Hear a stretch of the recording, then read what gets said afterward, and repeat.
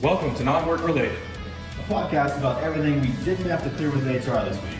We're your not-business casual host, Robin, and Mike, we've got some things we'd like to discuss. off the clock.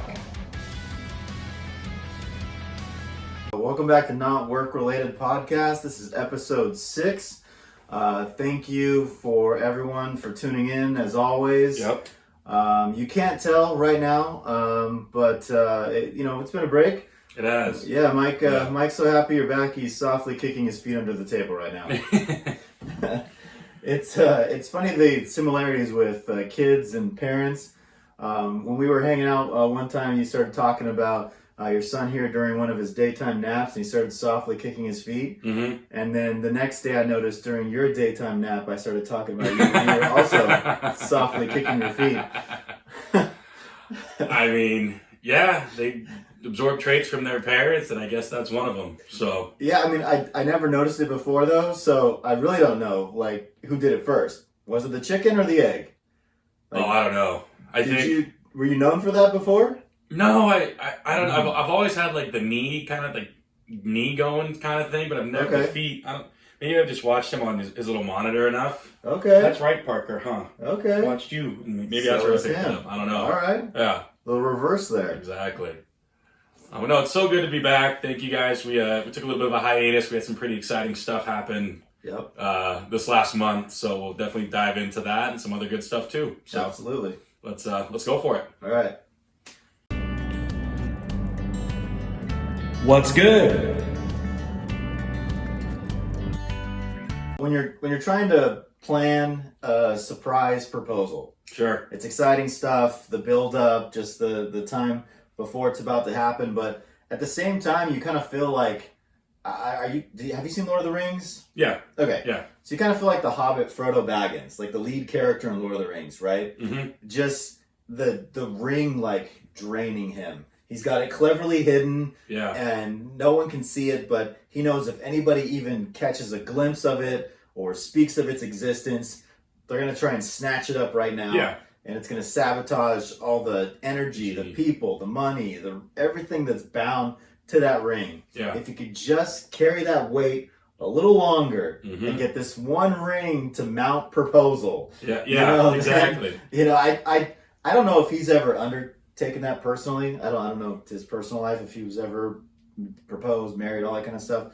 But I watched it back after the proposal. Yeah. And it kind of feels like he's drawing from that experience for his take on the character. I can really relate to it. Okay. But Yeah. I mean, just getting it to the end, where there's the speech, the friends, the family, the taco guy, the celebration video, the proposal themed decorations. Yeah. A lot goes into it. Yeah, A lot hovering goes in. distractions from the window, Yeah. where you can see 20 plus people gathered on the street 45 So minutes good. before she was finally ready. So good. But yeah, we got there, and it was just, the look of surprise on her face, you could tell it caught her, and then it was just, tears flowing, surprises coming, Sure. celebration erupting. Lot She of fun. said yes. Yeah, it worked out perfectly, but Yeah. Let me be man, it was a it was a grind process for sure. Let me be one of the many people to say congratulations, of Thank you. course. Thank you. Wishing you guys nothing but a life of love and happiness, and you're gonna be a great husband to her, and a great role model to her kids as well. Mm-hmm. And I couldn't be happier for you. Thank you. You're very welcome. for Yeah, I sure. know you're part of it too. I had my guys helping me out. Yep. Kinda For better or for worse, yeah, we did. Yeah, keep it running out front while I was in the backyard. I'm walking up and down the sidewalk like, are we getting a signal? Like, what are we doing here? Like, it was. I was getting so many texts. Is this still going on? Like, is this still a thing? Are we Is go? it Are still we happening? go? Are we going? Are we going? Yeah, it was. man. What a fun day. I mean, from the taco guy being from Sergio's cousin, excellent tacos. Horchata was great Oh yeah. for St. Yeah. Patrick's Day. I mean, it I was went with the classics. Beef, chicken, pork. Mm-hmm. Yeah, excellent, fresh, tasty meat. Yeah, beans and rice were good too. Yep. No, it's all quality. Yeah, and the drinks were good too. He's great. I mean, he's on Instagram. Yeah. It's tacos_Vasquez. Yep. So Mhm. at tacos_Vasquez.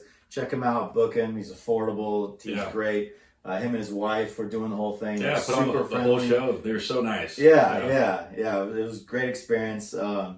But yeah, then you helped me put the decorations up. I was in the backyard. That's right. Of course. My other buddy was helping kind of get people in where they should be for the surprise. And then it's funny, if you watch the video, everyone was kind of like, should we go yet? Should we go yet? But like, I knew there was going to be a ton of people in there, so I had to soundproof the place. It was so loud in there. Loud. It's pretty funny too. Like once we all got in the house, and like everyone's on pins and needles, like waiting for you to get down on one knee and propose. And of course, there's like a little baby over here, a young kid over here making just a little bit of noise, and everyone's like, yeah. But again, it all worked out great, and it was really, really, really a great day. Yeah, it was. Yeah, a lot of fun. Absolutely. That was close. So there's this park we go to like every 3 weeks or so. Yeah. It's really nice. It's got foosball. It's got checker and chess tables. Nice. It's got this big grass park area where you can throw a football, kick soccer ball, run your dog around, just frolic. Like it's a huge space. My wife can let me off a leash. There you go. There you go. Let you run free. Sorry, Alyssa. And then there's a spring rider for 2. Yeah. There's a teeter-totter for 4. And then it's got this central base area where you can stand on and rock it off to. Mm-hmm. Then it's got this musical section where it's wind and just a bunch of instruments they can bang on and chimes and stuff, kind of put on a little live concert. Yeah. And then next to that, it's a little space for more kids type stuff where you're pushing the numbers and moving the thing around. It's for kids. Yeah. And then they have this Merry Slow Round. And I call it Merry Slow Round for a reason. Okay. It's a 2-story container. Yeah. Wrapped in ropes. Okay. And so you're thinking of like a merry-go-round. You would spin until the kids are practically falling off the thing, grabbing on and stuff. Oh, I remember growing up, those things were like death traps. Yeah, I'm gonna throw up. So that's the kind of experience you get. You get all excited. You get the kids in there, and then you start to go. It's got these frustratingly responsive speed inhibitors. Oh, okay. Yeah. So it'll never let you get to a speed that would throw anybody in any direction. But it's so then why did you wrap it in ropes? That'll stop people. If you try and fly back, the ropes catch you. They'll catch you, So why did you go with the ropes and the speed inhibitors? So it makes it look like you're about to have a good time, and then it catches you. Literally, you could grab onto it and run as fast as you possibly can. Yeah. And the second you start to get the thought, oh, here it goes. The thing that used to happen when I was a kid is about to happen. Throws the brakes on. You start to hear this 21 gun salute from the hydraulics, just and then it's you were borrowing somebody's mountain bike and you don't know how to work the gears. Yeah. And you accidentally put the resistance too high and you're just trying to pedal and it's not going anywhere. Yeah. Until your legs are practically jello and you're just all right, I'm over it. I'm over it. Yeah. So that thing's so frustrating. But it looks cool until you start trying to spin the kids and they're like, oh, never mind. This is not how I grew up at all. No. Then they have a cabana area with cafeteria style tables and benches, shades so you can rest after trying to use the Merry Slow Round. Yeah. And then the main attraction, they have this giant playpen. It's got ropes literally everywhere, different angles. You can climb on them, you can swing on them, hang on them, walk on them. And It's got these bars you can swing on or use for balance if you're walking on the ropes. Excuse me. Yeah. It's got all these bridges that you can chase kids to slides on. This thing is huge. It's fun. It's awesome. Yeah. And the whole thing, the entire area besides the grass park area, has this extra padded, bouncy, soft, cushy AstroTurf. Yeah. So you're not worried about kids climbing on it, jumping off of it, falling. It's soft landing. They can run free. Yeah. Yeah. So the place is awesome. Mm-hmm. And I feel that was the original builder's design. That's what they originally put through, and that's what came out. Clean, sturdy, awesome. And then the city went through, or whatever the area of the complex went through, and we're oh, we forgot to put in a swing set. And so this company, because they do great work, this thing is awesome. So Yeah. they got jobs lined up. So now they're on another job and they're not available to add the swing set. So who's available last minute? They found a worse company using worse materials to quote unquote assemble a swing set. Oh boy. Because this thing is where my close encounter comes in. Okay. Yeah. It's literally two big swings Mm-hmm. next to two small swings. The ones that have like the little harness that they stick their legs in for like Oh, little kids, yeah, right? yeah. Yeah. Like a high chair. Yeah. The big swing set is where the close encounter comes in. Okay. This thing has the AstroTurf under it, torn up, dug up, Oh, yeah. like just under this swing. Yeah. The top support beam has caution tape wrapped around it. Okay. And only wrapped around that. Nice. Yeah. Yeah. And if that makes you think like, oh, well, it can't be that bad. A 40-pound child Mm-hmm. off the first swing on this swing, Yeah. it makes the creaking sound like the Titanic before it snapped in half and disappeared into the ocean. Oh yeah. Yeah. This Oh, thing sounds geez. like it's going to like fall apart with every swing. Yeah. Literally, you get two kids swinging on this thing at the same time. Two kids with a combined weight of less than 100 pounds. It sounds like they're sharing an old busted wooden rocking horse. Yeah. Like, this thing does not make you feel comfortable at all. Oh my god. Yeah, it's barely hanging on and holding it together. Like, I'm like, what is this? Like, How is the rest of the park up to code, and then you have just this swing set? the rest of the park is awesome. Yeah. Yeah, and then you got this swing set that's just like it's so bad. And originally it was kind of a joke to me, so I was singing "Swing Life Away" just kind of as a joke while they were going back and forth. Mhm. But then it made this like thumpish sound, and I was like, oh. And that changed my tune completely. Yeah. I was like, okay, swing to safety. Swing to safety. I'm like, Off now. yeah, I'm like, swing harder and let go and jump. Like, Yeah. please, if this makes that sound again, I'm afraid the whole bar is going to fall off. Oh my god. Like, this thing was struggling. Like, it's so bad. It's like, okay, I don't know. I don't get why it's even still there. Like, if it's that bad, like, fix it or something. Yeah. It's not like it's like, we've all been there where you go to somebody's backyard and their parents like built a swing set, Yeah. and you could tell this thing is not like it like every It's time not the you most swing, stable thing yeah, you've it's ever rocking rode. and swinging Yeah. as you are, Yeah. and it's like it's not tethered properly. Mhm. Like, you're just waiting for it to flip over or something. No, Oh yeah. this thing was anchored better than a Carnival cruise ship. It's that top bar Yeah. that just complains the entire time. It's like when you walk into a gym and somebody's trying to look cool and they're like trying to pick up more weight than they can. Sure. Yeah. This thing looks like it's about to tear biceps trying to lift two 40-pounders. Oh yeah. I'm not confident in it at all. Yeah. Like, other than that, the park is awesome. That's why we go like literally at least once a month. Oh nice. Yeah. No. You didn't see anyone fly off anything crazy. It seemed No. okay. No. Like mostly we're over like in the giant playpen. Yeah. With the ropes. Like, that's the VIP. Like, Yeah. that's the showstopper right there. Got it. Yeah, it's a lot of fun. Which park is that? That's over. It's, I don't know the name of the park, but it is near Angel Stadium. Okay. Okay. Yeah. Okay. Yeah. It's around my neighborhood then. I know Yeah, I know yeah, where yeah. to go. Okay. Oh yeah, Parker would have a I was blast. gonna say, there, for Parker. sure. Once you're old enough, we'll take you. Yeah, I don't know if we're getting on the swing though. yeah. The kids one's fine. You can put them on the kids swing, but don't Oh. go to the big side. Got it. Yeah. Okay. Draw the line Yeah. in the sand there. Got it. Sounds good. Oh my gosh. Pet peeve of the week. People that have already seen a show or movie that you're starting for the first time and they know you haven't watched it before, Yeah. and they ruin the ending for you. Yeah. Like, I famously, before there was all these streaming services, I would like rent the movie if I saw it on TV and didn't get to see the ending, Got it. because yeah. I had to know like what happened, Yeah. like how did it end. So you go to like go rent it or borrow it or buy it or whatever. Like, I need to see how this thing ends. Like, whenever I start watching a show or movie, I'm fully invested.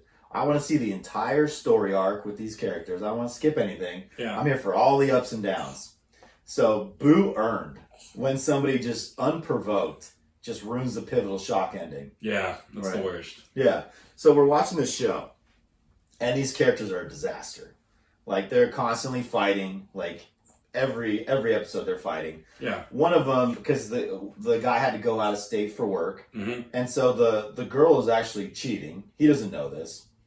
She stops communicating because she's feeling guilty about the cheating. He's like making all these mistakes because he's trying to figure out how to get that spark back. Yeah. They're both in separate counseling for separate reasons. Like, it's a full struggle bus. Yeah. And it keeps stopping, and they keep getting on the bus. Every time I'm like, just let the bus go. Just walk. Like, they just keep getting right back on the struggle bus to the point where I just, out loud, I go, man, these two are hopeless. Yeah. Like, there's the rain cloud just following them. Yeah. Constantly. The response I got, well, I mean, they get married in the end, though. I didn't ask. Yeah. Like, what? Why would you say that to me? When you have such a complex storyline like that, where you kind of, it can go any sort of a way, and you're like, I need to kind of see this through.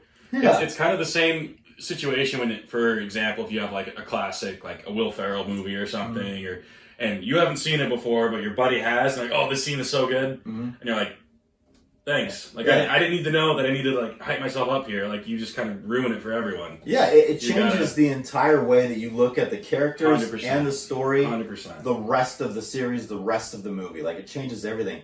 I was no longer waiting for the moment when it all ended and they finally stopped the bleeding. Yeah. I was now looking for the moment when something happened to turn the relationship around to move towards their happy ever after. Yeah. And when that moment happened, when that turning point happened in the show, I knew that's exactly what it was. Yeah. It's like, really? Yeah.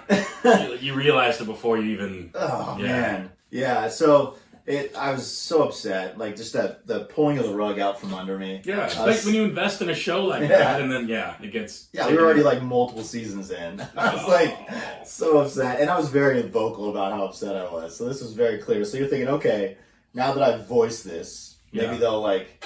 lay off, because there are still side characters that you're invested in. Yeah. So I'd like to at least enjoy the rest of their journeys. Yeah. You know what I mean? So I'm still invested till the end. Yeah. No.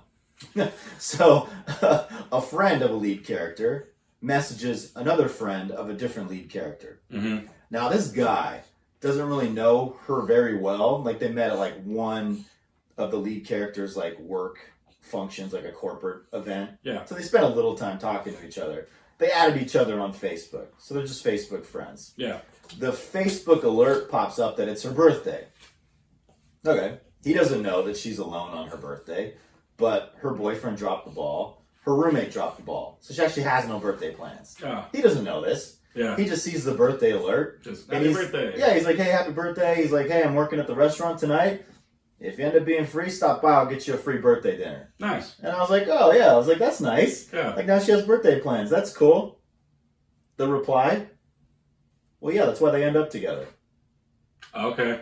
I'm like, I didn't ask. Yeah. Like, why would you tell me that? They were both in different relationships at the time. Yeah. Like, who sees that message and immediately goes, oh, I see what's going on here. Yeah. They're about to break it off. We're clearly in love. They're going to end up together. Yeah. Like, mark my words. Said no one. Yeah. Yeah. No one. Yeah. They were just Facebook friends being Facebook friendly. Like, I was like, come on. Like, there's no surprises left in this thing. No. Like, just take me to the last episode already. Yeah, like, don't drag this out. Yeah, Let me so see the end. Yeah, so if I've watching something and they've already seen it, I'm out. Like, I'm just like, no, I'll watch it on my own. Don't worry about me. Yeah. Like, that's too much. Yeah. I mean, it no means no. No means no. Yes. Yes. Correct. If you know they like surprises, like, quit ruining the surprises. And if you've already told them not to and they keep doing it, like, hey. Yeah. No means no. Yeah. Go get your kicks on Route 66. Yeah. Like, find something else too. Yeah. I know some people like gossiping is like, it's like, oh, I got this juicy news I want to share, but don't ruin it for me. Yeah. Like, just tell somebody else. No, I get it. I totally get it. That's how, like, when Alyssa watches these true crime things, and I'm notorious for this, and I really annoys her. She'll be like maybe 3 or 4 episodes into this true crime Netflix series, and I'll sit down for like 30 minutes, and I'm like the guy who just starts asking like questions about, oh, why is this guy that? And she'll like, you're 3.5 episodes behind, just leave. I'm not going to sit here and backtrack. Just, you know what? If you were interested, you would have sat here from the beginning. Don't just sit down for 30 minutes and ask me 900 questions to get you up to speed. Like, no, not doing it. Oh. So, I get it. I do. I totally get it. Okay. Yeah, my pet peeve of the week, it actually kind of dawned on me last night. I was at the Angels home opener last night. And I don't know if it's just, people are more hyped up. It's the home opener. Maybe you start drinking a little bit too early, maybe in the parking lot, whatever it is. Mm-hmm. But there was just an unusual amount of people who were just getting in really just fights. Mm. And I don't know, I've noticed it maybe in the last year and a half in professional sports settings more than anywhere else, that there's more fights and everyone's trying to get on camera. Everyone's trying to make it go viral. And I don't know if like people are just deciding like, oh, this is my chance to, I'm going to I'm just going to get on the internet for better or for worse. And people just are starting to pick up on it. I think more and more. Fights do go viral. They do. Quick, yeah. And I think like I guess there's just a part of me like how insecure do you have to be at yourself to be at a professional sporting event where you paid a lot of money to be there, and then he agrees, he knows, and what you're saying. And people just feel this need that like I need to draw all this attention, or I mean maybe you're not thinking at the same time, but like it's happened a lot in the last year and a half, and it just makes, frankly, it upsets me that. Everyone's there. They pay good money to be there. I'm here to enjoy a sport that I love watching. I love cheering for my team. Yeah. And more people are just deciding now, I'm just going to, take the selfish road and start this fight with this, this guy who I, ran into 10 minutes ago. And nope, I don't like what he said. And, let's go. It just drives me nuts. I don't know why the mentality is like that now. But 5 years ago, it wasn't like that.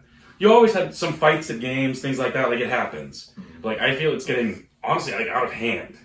To be honest. Yeah, and there's families around too. Yeah, that's what I'm saying. There's kids, there's families around. I mean, it needs to stop. And you want to go and you want to heckle the other team, heckle some fans, talk some trash. Like that's we've been doing that for 100 years. Yeah. But the fact that now people are taking it to this next level where it's like, oh, I gotta, social media, I gotta be on camera, the me show. Like, it needs to stop. I mean, even last night, sitting there at the game, we're talking the second inning.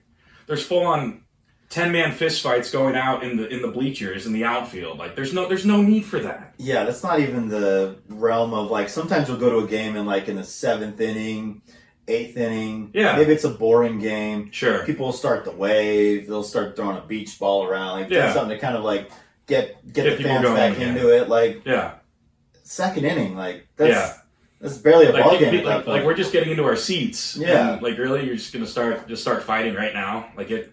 Anyway, that just speaks to your point though. Like they went there with that in mind. Yes. Like 100%. That was 100%. Yeah, because there's no reason to start it that early. No. Like. Then nobody gets on your nerves that quick. No. Where you're like second inning and you're just like I've had enough. Like it's time to go. Like That's clearly what they were there for. Yeah. And there's no room for that. And so, for all of us out there who love professional sports, please, let's just go enjoy yourself. Yeah. But again, there's just no need to take it to the next level. Yeah. Really. So it really just kind of hit me last night. I was like, wow, this is really becoming an issue across the country at professional sporting events. Mm-hmm. Every time you go on TikTok or Instagram, there's always one or two. Like, someone's throwing like there was a couple big ones from like the Cowboys games this year, or at SoFi Stadium between Chargers fans and Raiders fans. Like it's just not the fact that social media is so accessible and you can put anything on the platform and it's just gonna run. Yeah, it's not it's incentivizing those people. Oh, this is my chance to get famous. Here we go. I'm the guy who paid $10 grand for my suite, but I just got kicked out because I drank 9 Miller Lights and I tried to punch this guy in the face. Like it. Right. Anyway, enjoy your sports, enjoy your libations, but let's all dial it back a notch. For sure. Please. Yeah. So. Anyway. Thank you, Parker. Yeah, Thank you for he gets it. Yeah. He gets it. He was on board. Yeah. What a dive. Chicago. Great bar scene, especially the pop-up bars. Yes. They're pretty known for that, but they've got established bars as well. But Yeah, great scene out there. You were there. I was. My cousin was out there getting married. Congratulations, Kevin and Molly again. So happy for you guys. Yeah, we had a great time. Yeah. It's a good time. So what was your favorite bar that you went to? Oh my gosh. Well, I went to a couple. We were down there for about a week between being in the city and then out in the suburbs towards my uncle's house and the wedding. Yeah. We got in there and there was this really cool local brewery right across from our hotel. It's called Smashed by Giants Brewing Company. Okay. It's kind of an interesting setup because you had to walk in like the first floor and you took like this escalator up, and then the brewery was on the second floor, and then they had a movie theater on top of it. And I was like, okay, that's kind of different kind of a setup, but okay. Sure, yeah. You walk in, all their beers was brewed super locally, really, really good. They had some poutine on the menu, which everyone loves poutine. I mean, right. Gravy, cheese, and I'm telling you, in Chicago, I don't think I didn't eat anything that wasn't carbs, meat, or cheese for probably 6 days. Yeah. So by like Sunday, I think I was pretty much like, I'm exhausted. I need like avocado, like something. A salad. Please. Yeah, water maybe would be good too. Yeah. But really cool. Smashed by Giants Brewing Company. They're like a block off Michigan Avenue in Chicago. If you're ever down there, give them a look. They're really, really good. Yeah, that is a great combo. My buddy and I, we go to Lone Wolf Brewing in Yorba Linda. Oh yeah. Yeah. Mm-hmm. Heard of it for and sure. there's a Regal Cinema in Yorba Linda as well, walking distance. Oh, nice. So we'll go to Lone Wolf, grab a bite, and then we'll just walk over to Regal to catch a movie. Oh, that's nice. So that is a great combo. Yeah. I can speak to that personally. So the fact that it's a brewery with a movie theater above it, yeah, they know what's up. I was gonna say, hop in there, have a beer, some bites, save yourself the money you're not gonna spend on concessions at a movie because those are outrageously priced. Yeah, so. Get loose, get warm, and then go catch a movie. Yeah. Nice. Really fun. So that was one. I went to, God, the name's flipping me, or skipping me, excuse me. It was after the wedding, where it was in West. That's why it's skipping you. Yeah, maybe. In West Dundee, Illinois, and I think it was called O'Brien's. I could be completely wrong. That's such a generic bar. But I feel like it was called O'Brien's. Okay. But it was definitely it was a dive bar for sure. You would have appreciated it. You walked in, and keep in mind, we're in Illinois, where gambling, sports betting, it's all completely legal. Okay. They can put it in any establishment, doesn't matter. So we walk into this dive bar. It's all original wood, real old school. Right when you walk in over on the right-hand side, you got 5 slot machines and 2 video poker machines just sitting right there, right in front of you, like unprovoked, just right in front of your face. Just in case you're wondering, right here. Yeah, just in case you didn't want to just buy drinks, just go gamble. Yeah, nice, great business model, really. People use it all the time. But it was fun. Like the bar kind of knew we were all coming after the wedding, and so like they had an extra bartender there to help with the volume of people that were in. Nice. Really, really friendly. We did a shot of Malort. Have you ever heard of Malort? No, I can't say I've ever had Malort. Okay, so this is one thing I did learn while I was in Chicago. So Malort was created in the 1920s during Prohibition. Okay. And it was a way for the people to kind of get around the loss of Prohibition. Okay. So it was marketed as a medicinal elixir, per se. Okay. Saying that it helped with like stomach bugs and things like that, to help with digestion, things like that. So it was like they're like Robitussin? Sure. Okay. Sure. But the flavor profiles, we're talking grapefruit, sweat, and gasoline. So that's whatever you want to that's put not a to good that. trifecta when I'm looking for but it was at all. So it was, I'm like, and it's exclusive. It's 90% of it being consumed is in Cook County, Illinois. Nowhere else in the country, no other state really has it. You can find it, I'm sure, but it's like, it's for whatever reason, it's just it's famous there. It doesn't taste good at all. Well, yeah, grapefruit, sweat, and gas does not sound like it would taste good. No, that it would be not good, marketable. Not good. Yeah. There's a hole in that wall.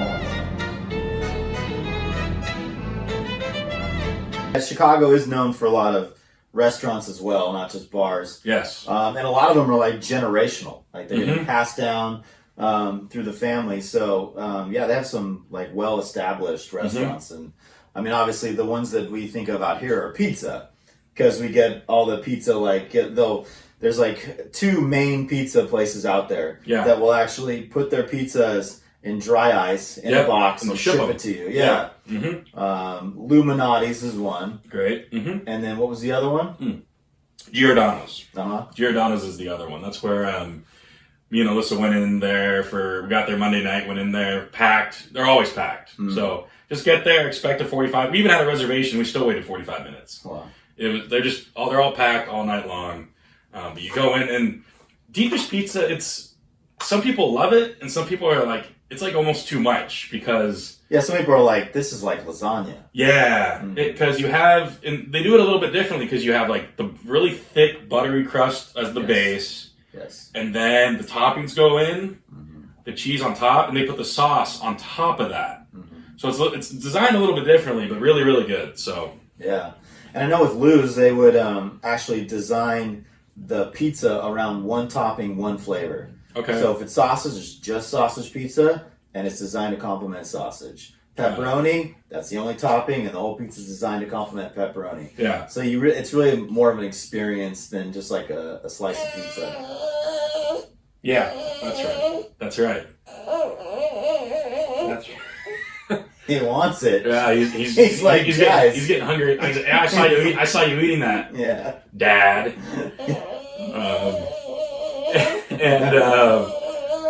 And so, but yeah, Giordano's, if you're out there, excellent. He's got a lot to say about that pizza. That's right. Yeah, That's right. Tell us how you really feel. Yeah, That whole 45 minutes smelling that pizza. it's Never got a all slice. coming back to him now, and he's Yeah. pissed. He's pissed. Oh, big yawn. Okay. The other Chicago staple, which again, we actually have one out here in California. We're lucky enough to have one. But Portillo's. Started in Villa Park, Illinois in the 1950s as just a hot dog stand, and it grew to what it is today.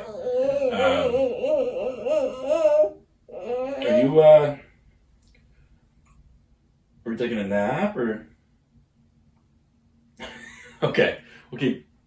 Yeah, I've been to Portillo's in Buena Park.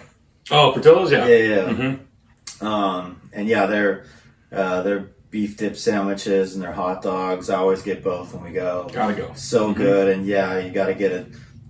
It's gonna be messy, but it's so good messy. You gotta get it messy. Yeah, and people sleep on this too. Their fries are always fresh. They call it their liquid gold. They have an excellent cheese sauce as well. Get the cheese sauce on the side with the fries. Excellent move. Not a lot of people do it, but it's very, very good. Okay. But what are your opinions on the sandwich? Yeah, So they're known for their hot dogs. yeah, they're known for their hot dogs, and now they've incorporated the Italian beef. So people have, their different views on this, and if they're not doing it this way, you're doing it incorrectly. Okay. So you get your Italian beef sandwich, the sweet and hot peppers, the hot giardiniera, you know what I'm talking about, that good stuff. And then you have a couple different options. You can get the sandwich dry, which why would you? Light, medium, heavy, or dipped. And if you're not getting your sandwich dipped, you are doing it incorrectly. Right. Because you need to get all the flavors from the meat and the gravy and let it all kind of soak together. So good. And their bread's always fresh at Portillo's. And so some people are like, oh, the bread gets a little sloppy, but if it's fresh, like it is there, the bread holds up. So if you're not getting your Italian beef sandwich dipped, everyone out there, this is on record. You are doing it incorrectly if you do not get your sandwich dipped. So please. It's on record now. Get it dipped. But yeah, dude, I mean, going back to Chicago, it was just all the food's excellent. The drinks were excellent.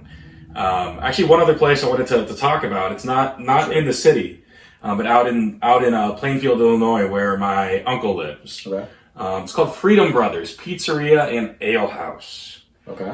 So everyone says Chicago is known, across the country for deep dish pizza. Right.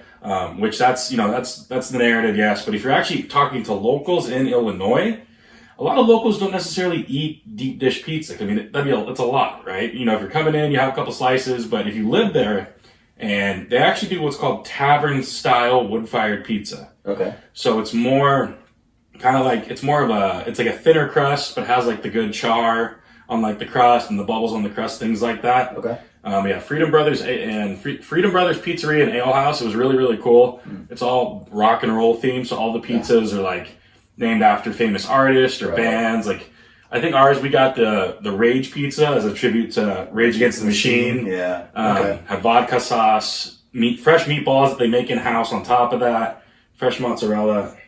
It was really, really good, huh? Yeah. That's right. He remembers. Really, really good. Nice. Yeah, Freedom Brothers. If you're ever happen to be in Plainfield, Illinois, and I think there's another one out there. The name of the city is slipping me, but they have 2 locations out there. Really, Okay. really good. Sounds good. Really, really good. Yeah. Nice. Yeah. Yeah. I'm getting hungry too. That's right. Our top 5. Top 5 Mm-hmm. things that you did in Chicago Yes. that you would recommend to other people that are going. Sure. A lot of times when you're planning a trip, especially out of state, Yeah. you go on TripAdvisor, you go on Google, you try and find what are some things to do near, and then you put the zip code of wherever you're going. Yeah. A lot of times it's very generic.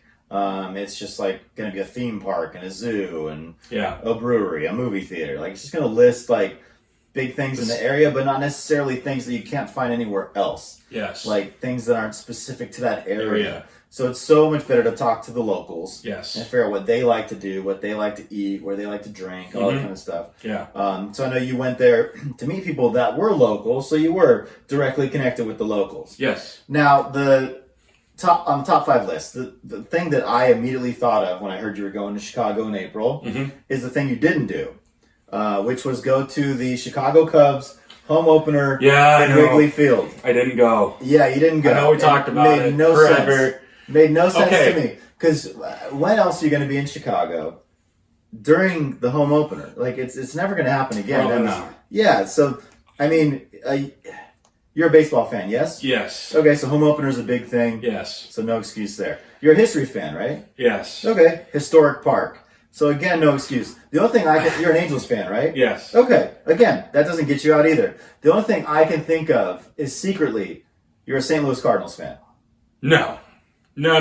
So Okay. you're saying Hold up. if I text your wife right now and say, hey, can you send me a picture of the back of your bedroom door? It's not going to be a Mark McGuire poster. No, it is not. Are you sure? I'm positive. Let me. Okay. Because that's a St. Louis Cardinals Okay. fan. Let me explain. All right. It's the only I reason. was on board to buy tickets forever. I was gonna do it, but by the time we got out to that was the day before I flew home. So that's after basically 7 days of just going nonstop between the wedding and traveling and Yes. everything. What a But- nice end to that trip. Okay, you won't agree with me, but the weather that day, it was like 39 degrees in sideways rain, essentially. Perfect. So the weather was horrible that day. Would I have gone? Still, probably. Yeah. Would my wife have lasted 10 minutes in that ballpark? Absolutely not. But those 10 minutes. Oh, just to drive an hour into town just to top of the second inning. Just Yeah, to get into Wrigley I've Field. had enough. To see that opening pitch, the first round of at-bats. Like, Yeah. oh, Okay. You know, I mean, it's just... I'm gonna think about it for a while. Ow. But you know what? I can live with myself. Ugh. I can. I know you disagree with me, and Yeah. it's a historic Yeah. ballpark, and just being a baseball fan in general, it's a bucket list thing. I get it, Yeah. I do. But I watch some of it on TV. Oh, that counts. Does that count? No. Okay, so you didn't go to the home opener. I did What not. were the 5 things you did instead that were better? Yeah, so they were better. Yes, correct. That's exactly Yeah. the message. They were better. Okay, Yeah. they were better. Home opener I'm gonna look was right into 6th on I'm the gonna look list. right That's into the why I didn't camera. make the cut. I have 5 things that were better than going to the Chicago Cubs home opener at historic Wrigley Field. So, number 5, Yeah. the Starbucks Roastery. Time out. But Time out. That's your start. let me. Like, Yeah, it's number these things 5. are better than the home opener. I went to a Starbucks. No, it's not just a Starbucks. That's a low It's bar. not. It's not just a Starbucks. Okay, It better not be. back up, Jack. Okay. There's like a handful of these across the country, but Chicago, I think they're the most recent addition to get one. So what it is, you walk in and you have your standard Starbucks on the bottom, completely standard Starbucks, and so that's fine. But they have 4 stories here. So you go up to the second story, and it's all like 4-story Starbucks. 4-story Starbucks, but every story is different. So they have kind of like Wrigley Field. Yeah, they have so on the second floor they have like their fancier, like more of their South American imported coffees and things like that. You could try, not necessarily things you can find at your local Starbucks. Okay. Some different pastries, different options there. They have like avocado toast on their menu, fun stuff like that. The third floor, which is more, well, we didn't actually go to the third floor for too long, but they do like cold brew like malts or like cold brew shakes, like implement ice cream with their coffee. Okay. It was their experimental floor, so they tried different ways of like pouring like pour overs or fancy French press coffee, all that kind of stuff, experimental coffee. Sure. Fourth floor, this is my favorite floor, and this won't come as a surprise to you. Yeah. The fourth floor is a full restaurant cocktail bar. Okay. So they implement coffee and make cocktails with it. So we're talking espresso martinis. We had an espresso martini flight that was excellent. Okay. And it had a cold brew old fashioned. So they take cold brew, and it was like, I forget which bourbon it was, but they add a little bit of like an orange zest in there, kind of like an old fashioned kind of thing. Sure. It was excellent. It was really, really good. I mean, again, you're gonna crap on me for saying Starbucks is on my list, but if you're ever in Chicago, it's worth going to. I will say that. I wanted to go. I'm not as big of a fan of Starbucks as my wife is, of course, but it was still really cool. So that was number 5. Wait, is this going to be your wife's top 5 or yours? Mine. Oh, okay. But that would probably be on both our lists. So Okay. whatever. Man, ballpark food is so much better. Number 4. Number Starbucks. 4. Chicago 360. Okay. So this is pretty cool. So you know there. Is it like Sky Zone or something? No, it's not like Sky Zone's like a trampoline park, right? Well, what's 360? Yeah, so what it is, so, you know, Chicago's known for their skyscrapers. Really tall buildings all over their city, really historic. Okay. So what it is, you go into this, it's a 94-story skyscraper. Yeah. And basically it takes you up to the top floor, and you have a panoramic 360 view of all the different boroughs of Chicago. Nice. So you get in there, there's a nice little bar up there. They have like signature drinks to try, beers on tap, stuff like that. Okay. So you sit up there for, you know, a good hour and a half. Liquid courage for people that are you're up there. looking I'm not over the gonna lie, edge. you're up there. It took me a second to adjust. It did. They also, I didn't do this because you had to pay extra for it, but they have the thing where like the glass is slanted like this, so like you sit on the glass and it like leans you over. Yeah. Don't think I could do that. Might just vomit like immediately. But I saw some people doing it. It looked pretty cool, and I guess the way they explained the hydraulic system that they built with it, when they originally built the whole concept that is Chicago 360, they showed a picture of a guy who was out there building the hydraulic system without. This is where any of the glass is installed or anything. Yeah. So he's just out there in open air, 94 stories up, trying to install this hydraulic system to put the glass around. It was insane picture. Like you couldn't pay me enough to do that. That guy's built different. For sure.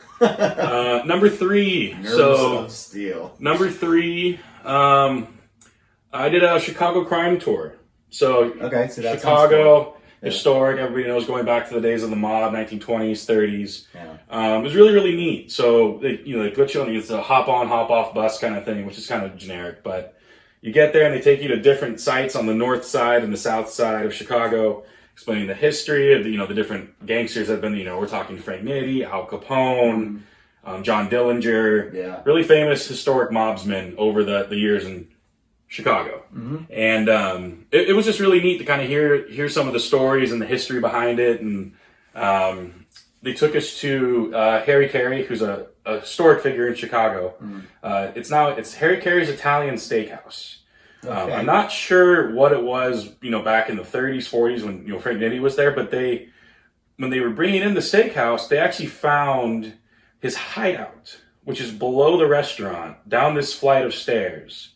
I don't have any pictures to show, my hands are full, but basically you walk down the stairs and they have all these historic news clippings talking about Capone and Frank Nitti, and just really neat. So you go down this flight of stairs, and then right in front of you it has like this old safe that it was his legit safe where like you keep all the money, keep every drugs, whatever. Yeah. They're always in this little safe that were right there. It was really, really cool. He also had, it was pretty unique, he had this little thing, it was called a call window. So like this was like his hideout area, and there was a little like you've ever seen like those those old movies where you have the little slit on the door and you're like, Yeah. who's this? Who's this? Yeah. So that it was still there, and it was pretty funny. Like you looked out through this little call window, and there was like this. It was almost like this unknown like little hallway hideaway thing because there was someone on the lookout saying, "Hey, cops are rolling through. Let's wrap it up here." Whatever the case is, but it was all still there. It was all still restored. It was really really cool. Yeah, that's cool. Number 2. I'd be into that. Yeah, it was really cool. I definitely recommend that for sure. Where are you going, bud? Number 2, we did a Chicago architecture tour, a boat tour. Okay. So, of course, Wednesday was the coldest day we were there. Woke up, it was 29 degrees outside. A crisp 29. Coming from California, that's a whole nother level of intense cold. You don't need espresso to wake up to that. No, it just hits you right in the face, and it's hard to breathe. So we get on the boat tour, and it's on the historic Chicago River, which they dye green every year for St. Patrick's Day, as we all know. Famous. And basically, you just get on the boat, they take you up the river, and they explain the history of all the buildings. They talk about the way the building codes are as far as being so close to the water and why some buildings have to be built the way they are. Right. Probably the coolest building I saw, it was, I forget what company owned the building, but they had to build it essentially at the bottom like it was a diamond shape and then built it straight up like a skyscraper because they couldn't have the base of the building any closer to the waterfront. So they built, it's pretty unique. I wish again, I need to show you a picture, but we'll get there. Sure. But that was really, really cool. 29 plus wind chill. So we're probably talking, coming off Lake Michigan, we're talking 20s. That cuts. Definitely a brisk in the 20s kind of a morning. But super, super cool. And I would definitely recommend anyone. It wasn't too expensive either. I think we paid like maybe $45 a person it was an hour tour. And the guide was really funny and had good stories and things like that. Really, really cool. Yeah, that's super cool. Number 1. So, well, okay. I was going to flip flop these because I thought it was kind of fun. When we were downtown on Michigan Avenue, there's a bunch of like all the shops and everything that are there. One of the cool shops that we went in was, of course, which one was this? Let me think. I'm thinking back through my brain right now. So it was. You know what you wouldn't have had to think of? Chicago Cubs home opener. Yeah, as a number one. Is that already number right 1? To mine. Yeah. Yeah. Sure. But you're struggling to think of this number 1. Well, you know what? Let's backtrack here. You know what? Now that I'm thinking about it, that boat tour is probably number 1. Okay. So let's call that number 1. Let's pivot here to number 2. Sure. We don't have in Chicago, gambling is completely legal. Sports betting, it's all over the place. What was the casino you went to? I went to a casino. Yes. Oh my god, of course. And it was half a block from where our hotel was downtown. My wife picked out the hotel. It's almost too convenient. So you know what? That's her fault. All right, Alyssa, I don't care what you have to say. This was your fault. You put me half a block from the casino. Why wouldn't you expand the map and see what's around you? Oh, man. So it was fun though. I went in on a Monday night, as you do, to a casino, of course. Yeah, and that classic. And it was really cool. And they're actually, so Bally's owns the casino. This is actually like their temporary location. Okay. Which is it was actually, I think, it used to be like a historic church or something in downtown Chicago. Before I keep going. It was actually, I'm pretty sure it was a house of God. I'm not kidding. Okay. Bally, Chicago. I mean, for some people, it's probably hasn't changed that much for them. Yes, Medina. It's called Medina Temple, which is a historic landmark in Chicago. Here we go. In a second. This is good content. So yeah, located on 600 Wabash Avenue from Ohio Street. The building housed an ornate auditorium, approximately sitting 4,200 people. And it used to be like a concert hall / it was a church, and a bunch of historic stuff that they did with it. But yeah, it was cool to go in there. Met some of the locals. Definitely more locals in there than people that were on vacation, as you could imagine on a Monday night. It's usually not your go-to when you're in Chicago. So, But no, I went for about an hour and a half, and it was just fun. We had a good time. That it was only, I think tables were expensive. It was like $25 a hand, which Alyssa you didn't hear that. But it was cool. To be kind of just downtown in the thick of it. It was a good time for sure. Locals experience for Exactly. sure. Yeah. Yeah, I was sitting with this guy with this thick Jamaican accent. He was hilarious guy. Like he lived in Chicago all his life, and he was kind of just telling me, he's like, yeah, man, like I just lived here, and it's too cold though. But I've been here for like 40 years, so I can't leave. It was cool though. We had a good time. Please don't do accents. That was kind of wasn't that kind of Jamaican? No, man. No. Kinda. Oh, it's getting worse. Three little birds Just say it normal. on my doorstep. Oh God. That doesn't sound Jamaican at all. You're right. That was rough. Yeah. More so for me. But yeah, that was my top 5 favorite things I did in Chicago. If you guys haven't been to Chicago, I recommend going. It's definitely a fun city to visit. Yeah. Hopefully go. I would say the weather out there gets so crazy. They can have 3 seasons in a day out there. You never know. Probably from like I would say middle of April till July, August-ish, maybe September, because in the summer it gets really humid out there, but at least it's not snowing in your face. Right. But between like October, November, it gets cold all over again. So that's probably the window to go for sure. Sounds good. Yeah, good time. Absolutely. Nice. This Week in Sports. March Madness, Yes. college basketball. Love it every year. Yeah. It's the best. Men's, women's, we're in the Final Four. That's right. Now- Starting here in about an hour and a half, we're starting up. Yep. Now the women already had their Final Four yesterday. Yes, they're 2 games. And crushed the dream. I was like, wow, so we have NC State and UConn in the women's Final Four and the men's Final Four. Yeah. Could they end up both going through and playing back-to-back days? That would be wild. I would, if that happened, I would probably never throw another dollar on any March Madness thing ever. Because, no one's going to predict that would have been the upset, Yeah, for sure. for sure. But, of course, the top-tier teams went through, no upsets whatsoever. Yeah. The first game was the NC State South Carolina game. Yes. That game was very much one-sided. Mm-hmm. South Carolina. Well, they've been a wagon all year. They're undefeated. They're undefeated, so, yeah. They dominated. Yeah. Cardosa, the center. Yeah. 6'7". She's a force. Yeah. Like you can't stop her. She didn't even play in the fourth quarter. Yeah. And Wow. and she missed time. Because in the right before the half, it was like a couple minutes before the half. She was going up for a shot. I believe she made it because I think she made everything in the paint. Yeah. And she stepped on an ankle and then kind of rolled and then landed on her knee. And then she was hobbled and for like 2 times up and down the court. Yeah. No one fouled. I was like, is the coach about to call a timeout? Because they need to get her off the the floor. court. Yeah. She's literally hobbling up and down the court. Yeah. And finally, she fouled somebody to get off the court. I was like, come on. I'll be out here, team. Yeah. Jeez. Yeah. It's it showed their inexperience, of course. If you see your teammates hurt, foul, get them off the floor. But she finally had to foul for herself. But she came back in the third with a different sleeve on her leg. Yeah. Looked good, and then they had a 24-point lead, so they just pulled her. Nice. So she could get healthy, but I don't know how you stop her. Yeah. And what was it, Johnson, their 3-point shooter? Yeah. She was nailing the threes and sending some great passes to Cardosa. They're gonna be tough. Yeah. I don't know how you beat them. They've handled NC State. Yeah. Yeah.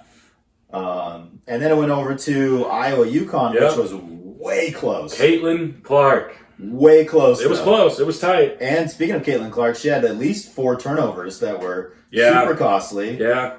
She missed that last free throw at the end to put the dagger in and make it a 3-point game. Yeah.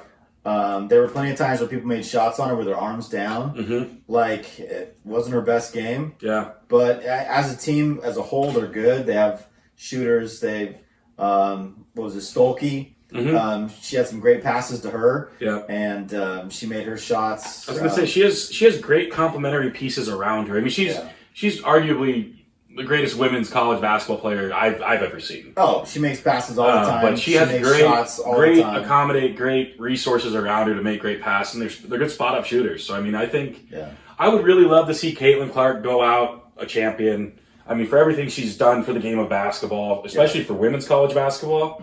I don't know about you, but for me, like I've always followed basketball, NCAA, everything. Right. But this year in particular, just with her story and how great she just was in, night out, I found myself every time Iowa was playing, I tuned in just to see what she was going to do next. I mean, she's at the all. Let's not rip down the TV. That would be not good.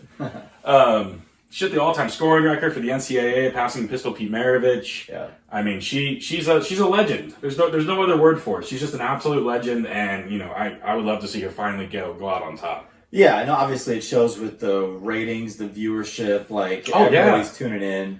They're setting records with how many people are watching her games and stuff. But my point was, I felt like she had kind of an off game. Yeah, and they still won. Mm-hmm. Yeah, so that's what I'm saying. If she's locked in like she normally is, and doesn't make those turnovers, you know, doesn't miss those passes. Yeah. You know what I mean? Like, it would have been more of like the South Carolina game where it was a little more one-sided. But UConn had the game in the first half. Yeah. Like, they were winning. Obviously you got Beckers. Yeah, Paige Beckers. Got Edwards. Mm-hmm. They were both really good in that game. Yeah. Especially Edwards. Edwards had 2 of those picks of Caitlin that she took for 2 points each. Mm-hmm. So 4 points were just off of passes to that Caitlin was trying to get, trying to force. So Edwards did well with those. Beckers took advantage of her spots too. Mm-hmm. But yeah, it was really close. Came down to the very end. And then, I mean, heads up play by Caitlin. Bounced the ball off of Beckers, out of bounds. Yep. Less than a second. Inbounded it. Throw it up. Game over. Yeah.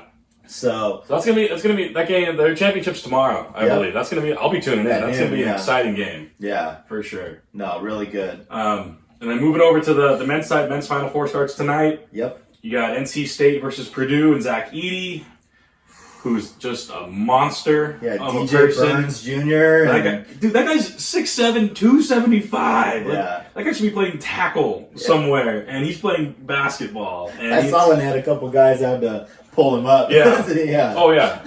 He's not exactly light on his feet, I would say. No. But I think, you know, NC State's been a great story. They were kind of had an up and down year the whole season. Got into their conference tournament. I think they were like a 10 or 11 seed. 11, yeah. 11 seed, right? And they had to win five games in 5 days to win the conference tournament. Yeah. Just to get into the NCAA tournament. Upset after upset. And then the last one against Duke, they beat them by 12. Yeah. Yeah. You get it. I'm telling you, man, that's what happens with March Madness. You get a team that gets hot in their conference tournament, and they just go on a run. Yeah. And there's no logic behind it. There's no, like, you know, 9 times out of 10, the other team probably wins that game, but they're just playing just on just so much momentum and emotion. Yeah, these kids. Totally. It can swing way more than professional. Yes. Like NBA with the college kids. So 100%. Yeah, but I mean, these two teams. They haven't been to the Final Four since the 80s. Mm-hmm. It was 1980 for Purdue, and it was 1983 for NC State. Yeah. And when they went in 1983, they won the whole thing. Mm-hmm. So, yeah, these teams haven't been here in a while.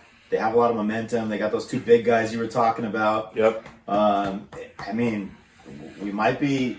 Are we another upset? Is Glendale, Arizona about to see a Wolfpack win? I mean, I would hope so. I mean, again, Purdue's a great story, don't get me wrong, but they've kind of been a wagon all year. Yeah. Edey's, you know, was a National Player of the Year last year. Yeah. I would like to see NC State pull it off, but I don't think there's enough gas in the tank. I don't. I think, I mean, the last game when Zach Edey played against Tennessee, went for 40 and 16 rebounds. Like, if he has another game like that, I don't think NC State has the bodies to keep up with him. I don't. Yeah. And on the other side, you have Alabama and UConn. Yep. Obviously, UConn was just there last year. Alabama sucks, period. Well, this is their first time ever. Well, I'm just, in general, Alabama I'm not talking... But I'm just saying, like, this is their first time making it. Like, there's something to that. Which, that's cool. Yeah. Yeah, congrats. I mean, you made it for the first time. Who knows? Maybe it'll be their first time going to the championship, too. But is anybody who doesn't live in the state of Alabama, who wants to see the state of Alabama win anything? Well, realistically, most people had UConn and Purdue in the championship. They did. Mm-hmm. The brackets had one of my brackets had UConn winning it. UConn and Purdue, and then UConn winning it. That was most people's brackets. Yeah. It looks like it's probably going to come true. Yep. There's probably not going to be upsets, just like there wasn't any upsets on the women's side. Yeah. It's probably going to be UConn and Purdue. UConn's trying to go back-to-back, too. That hasn't been done since I want to say before 2010. I forget what year it was, but they're the last team to go back-to-back. It's been a minute. Yeah, it's been at least since 2014. Yeah. But yeah, that's exciting. So we'll see what happens today, and who knows? UConn's coach, Dan Hurley, he's a fiery guy. He's always out there yelling at his team, yelling at probably fans, everybody. I don't know. He just yells at everybody. Yeah, you only see what the camera shows you. Oh, yeah, exactly. There's a lot more yelling. To be a fly on the wall in that locker room, oh, brother. Yeah. Put your camera phones away, For please. sure. But no, really exciting stuff, and and their championships on Monday, so we got some definitely some good sports stuff coming up right around the corner right now. Absolutely. And speaking of other good sports stuff coming up, NFL free agency. Ooh! Wow. Holy! Wow. The moves that have been getting made in the last month is crazy. It's been insane. Yeah, the draft isn't even until the 25th. Yep. So we haven't even got to that point where they see what they can actually get. And just the players in free agency, a lot of the teams that were already playoff teams got better. Yep. Except for some, surprisingly. So focusing on the AFC side, obviously most recent was Stephon Diggs to the Texans. Yep. Massive move. They for a second round pick next year. I don't understand how, if you're Buffalo, I mean, we've all been hearing the stories coming out of Buffalo the last handful of years. He's not happy there. You've seen the antics on the sidelines with his hands up, yelling at Josh, yelling at McDermott. I mean, maybe it just got to a point where he's like, hey, you know what? I'm done here. I'm not going to play. And so, you know what? They just kind of just said, all right, out of town, let's get whatever we can for him in the moment, and let's just move on. Wipe our hands of it kind of thing. Well, they did block him from going to the Chiefs. Good. Yeah. Thank God. Thank God. Yeah, that's the last thing Patrick Mahomes needs. Yeah. Stephon Diggs, please. Out wide. Oh. Yeah. No way. So I'm glad they at least did that. But still, he went to the Texans. And the Texans were right there with the Ravens last year. Yep. And they just got better. They got Joe Mixon at running back now. They re-signed Dalton Schultz. They still have Nico Collins and Tank Dell. Yep. Tank Dell's coming off the injury. People were like, wow, they got Stephon Diggs. I'm like, that team had a top 10 offense without Tank Dell, who got hurt. Yeah, and CJ Stroud, if he makes the next step in his career, that offense is. I'm telling you, I would be, again, going back to gambling, but I would be very interested to see what they come in at for Super Bowl odds when it finally gets released. I'm telling you that they're going to be a wagon next year. I could see them definitely winning their division for sure.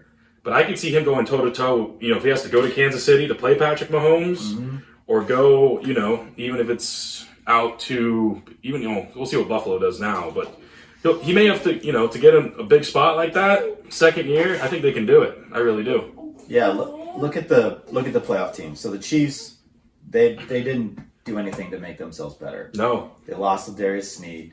They didn't add any receivers. They didn't really add too much depth on defense. So they did re-sign Frank Clark. What? No, it's not Frank Clark. What am I doing? Chris Jones. I'm sorry. Yeah, that's incorrect. I don't know why Frank Clark. I don't know. Chris Jones re-signed with Kansas City. Just to be clear. Yes. Yeah. All right. And then you got the Dolphins. The Dolphins didn't really add too much offense-wise, but they added a lot on defense, and that was their biggest problem. Yep. All the defensive injuries. They had to just out-throw everyone, and it wasn't working. So they could be better. Yep. Then you have the Ravens. They added Derrick Henry. Yep. King Henry. I mean, that's a big ad. Yeah, it is. I mean, I know there's people are saying he's probably got 2 years left most. I mean, he's taking a lot of carries, a lot of hits.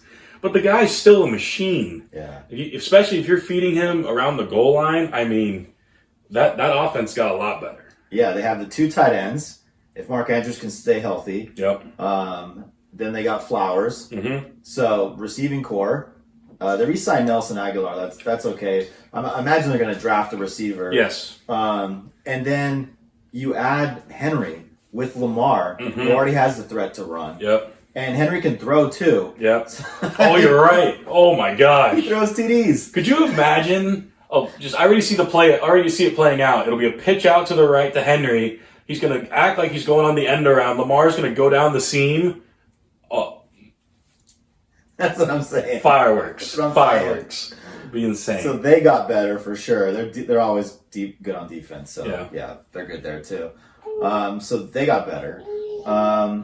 The Bills did not get better. No. They lost White and Poyer on defense. Yep, those are staples guys for them. They lost Gabe Davis and Stephon Diggs on offense. They did not get better at all. No. They're worse for sure. And I don't know how they're going to fill those voids, but they do not look. I mean, I know Brandon Bean, their GM, was talking, saying we're going to draft a lot of wide receivers. I think they have 11 picks in this draft, if I heard that correctly. I think they do.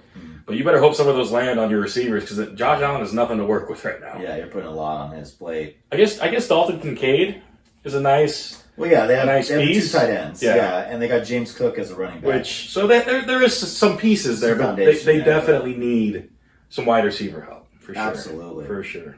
And speaking of need wide receiver help, the Chargers. That was shocking. Basically, anybody that Justin Herbert has thrown a touchdown to is gone. Yeah. Anybody he had any kind of rapport with is gone. Yeah. That made no sense to me. Yeah. He brought in the new coach, and Harbaugh was great. And this is the best quarterback he's had. Yeah. I mean, he was in the 49ers system with Alex Smith, who was more of a game manager at that point. He was with Colin Kaepernick, who had his speed, but nobody like he has now. No. And so to give him the best quarterback he's ever had, and then just get rid of all the pieces he throws to. Yeah. Keenan Allen, gone for money. Yeah. Pay the guy. Yeah. That was Herbert's best receiver. He wanted to be a Charger lifer, for sure. For sure. And Herbert used him all the time. That was like his security blanket. Yeah. Pay him. Yeah. You have money. You weren't over the cap. Pay him. Yeah. You already got rid of Mike Williams to free up money. Yeah. Like, I thought that was to keep Allen. And then to see him go, I was like, what? Coming into it, that was the plan. They're saying they're going to have to get rid of one of them. And then as soon as you saw Mike Williams was out, that's the one. Keenan. Makes sense. No, they let Keenan go. They got rid of Gerald Everett. Yep. So, what do they got now? The most spotty fantasy player to ever live, Gerald Everett. But but at least at least Herbert knew where the guy was going to be. True. Yeah. Like not getting points from me. That's what he was doing. Was that the conversation? Like, hey, if this guy's running a route, do you know where he's going to be? If you know where to throw the ball, like you think he's going to be there, catch it, maybe score a touchdown? Yeah, get him out of here. Yeah. Like, was that the conversation? It's crazy. My only thinking, and again, this at the college game and the NFL game, the speed is drastically different. The talent's drastically different. But what Harbaugh did going back to his alumni at Michigan, he rebuilt that program to be extremely run heavy and pass second. Again, Herbert's extremely talented. So I don't know if Harbaugh just had your system has to be around the quarterback, though. Typically, yes. That's why I was kind of interested why Harbaugh chose to go to the Chargers, where J.J. McCarthy at Michigan was good, but he's not Herbert as far as throwing the ball, not close. Yeah. So I don't know if he just believes in the system he ran at Michigan, and he's like, you know what, this is what we're going to do. I will have to see what happens. I'm kind of interested to really see what he does. Yeah, I mean, he had a great defense when he was with the Niners, so they're going to have to do some defensive work to get that defense up to that level. Patrick Willis in the middle. Whew. And, I mean, they got Gus Edwards to replace Austin Eckler. There's another piece that's gone. Austin Eckler went to the Commanders. Yeah. And that's another one that Herbert used all the time as like a security blanket. Get him out of here. And they got Gus Edwards, who did good with the Ravens. But I just, everybody's gone. Yeah. And then in free agency, all they did was add, tight ends for him. Yeah. No skill guys. Yeah. Yeah. I was shocked by all those moves. Yeah. That was crazy. And then you got the Steelers, obviously. Justin Fields, Russell Wilson. Yep. Mr. Unlimited. Yep. Added two good quarterbacks and then Kyle Allen as your third. So quarterback room is ready to go. Yeah. They added on defense, and the defense was already fantastic. And then they added some receivers. Yeah. Because they traded out Deontay Johnson for a cornerback. So they're looking good. Yeah. They're looking really good too. I was going to say it's a whole new look offense. I mean, Yeah. obviously Matt Canada's gone, as we know. Yeah. Pickett's up in Philly. Yeah. Rudolph is Tennessee. Yeah. Yeah. He's a Titan. Best December quarterback to ever live. And then Mitch is back with the Bills. Yeah. Yeah. Maybe should have just stayed there. But yeah, it's interesting to see like who did something and who didn't do something. Mm-hmm. Some moves very shocking, surprising. Why would you let that person go? Yeah. Why would you let that go to them? And it was a lot of it's every day something popped up. We were just like, what? Yeah. And then people that didn't make any moves, like the Cowboys. They got Rico Dowdle. I love the interview with Derrick Henry, where he was sure the Cowboys were going to contact him. Mm-hmm. When they got rid of Tony Pollard, Yeah. he was sure. No one reached out ever. I don't know what Dallas is doing. I thought he was going to the Cowboys. I did too. When I saw Pollard go out, I'm like, oh, they're going to get Henry. Because Henry had already said his goodbye to the Titans. Yep. So you already knew he was gone. Yep. But when I saw that, I was like, oh, he's going to be a Cowboy. Yep. And the other one was the Giants. When Saquon was leaving, oh, he's going to be a Cowboy. No. Mm-hmm. They got Rico Dowdle. Again, I have to look at who that is. I'll be honest. I mean, I don't know what they're thinking. I mean, obviously what they had last year with their skill guys clearly wasn't enough. They got boat raced by the Packers in the playoffs. They didn't have enough. Yeah. And now Pollard's gone. Obviously Michael Gallup's gone. Yeah. I don't know what they're going to do. And the fact, well, you just brought up Saquon. Poor Giants. How do you let him, granted, you didn't want to pay him injuries, like whatever, I get it. But he's healthy. He's one of the more dynamic players in football. There were games where he was the entire offense. Oh, yeah. Running and passing. But you're not going to re-sign him, and you let him go to Philly? Right. You have to play twice. Right down the street? Like. And that team. With Saquon added. Yeah. Because DeAndre Swift went to the, where'd he go? He went to the Bears. Bears. Yeah. The Bears. Yeah. Yeah. Speaking of Chicago made some moves. They did. They were the one that let Justin Fields go. That made no sense. You don't know what you're going to get in a college quarterback. You don't. Because the NFL is so different. Yep. You don't know what you're going to get. Yep. So to bank on Caleb Williams being better than Justin Fields, when you already know how good Justin Fields is, makes no sense. Yep. Keep Justin. Because what did they get? They got Keenan Allen. Mm-hmm. They got DeAndre Swift. They added pieces that would have been great. They already have Cole Kmet's a really nice tight end. Right. It would have been great for Justin Fields. Yeah. And instead, it didn't make any sense. I guess that, the only thing I can think of is that, Ryan Poles their GM and Eberflus their head coach. Maybe they saw it as like, if we keep Fields and next year it doesn't work, we're out of jobs. The fact you trade Fields away, bring in the rookie quarterback, kind of restarts the clock a little bit. So again, that's just my thought. I think maybe they knew their backs were against the wall and they're like, I'm not sold enough on Justin to not feel we'll see. It's crazy. They think I'm not sold on Caleb Williams one bit. That's what I'm saying. I watched him play at I don't USC. see that he's going to be better than Justin Fields. And Carolina is going through this right now with Bryce Young. Yep. Mm-hmm. They moved the world to get him. Yep. And now they're strapped to him because of all they moved for him. Mm-hmm. And it's not working out. No.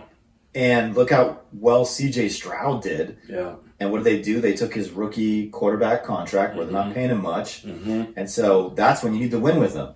Put all that money in your other pieces. Give him a chance to win. That's what they're doing with the Texans. Yep. And he's looking great. He's going to get better next year. Mm-hmm.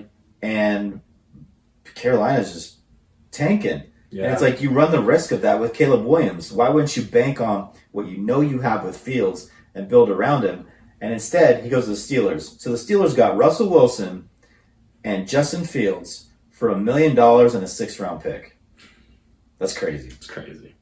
That's insane. I mean, that's masterman Mike Tomlin and the Steelers. No, again, probably a top 5 well-run organization in the history of the NFL.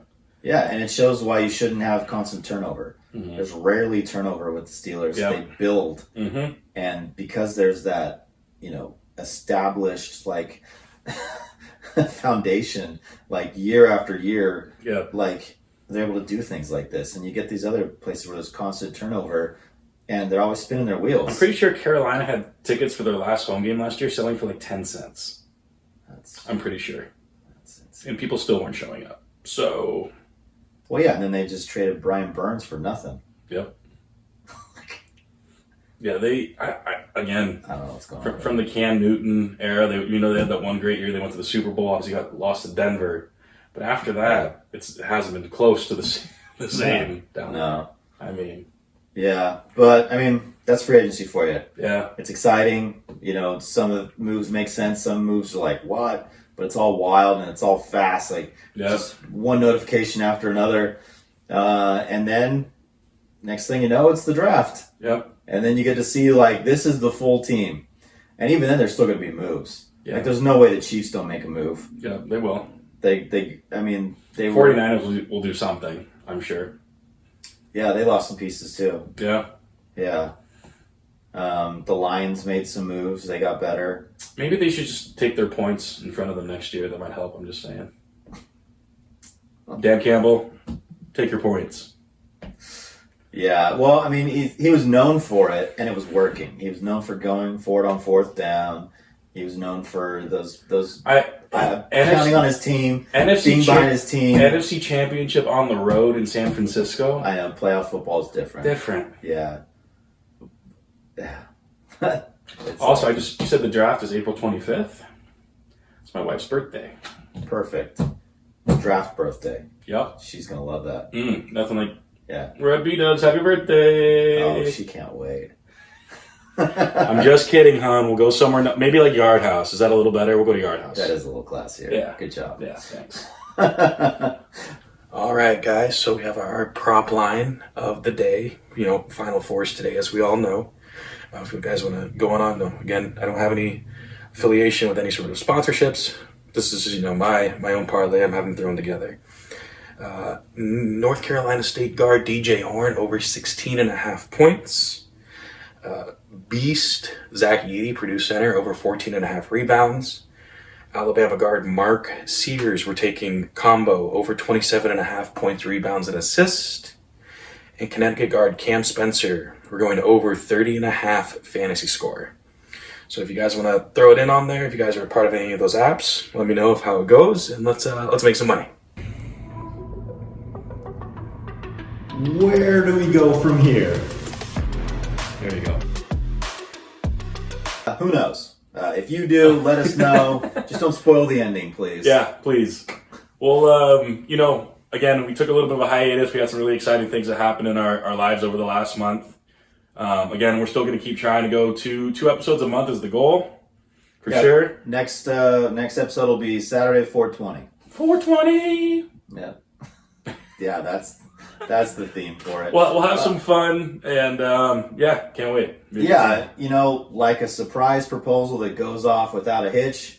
We are just happy for whatever brought you here. Yeah. And like always, if you have any recommendations for hole-in-the-wall restaurants, family-owned businesses, dive bars, or even a rickety swing set we should try, please let us know. Yeah. Or a casino. Right. But, thank you from the bottom of our promo koozie size hearts. Cheers. Take care out there.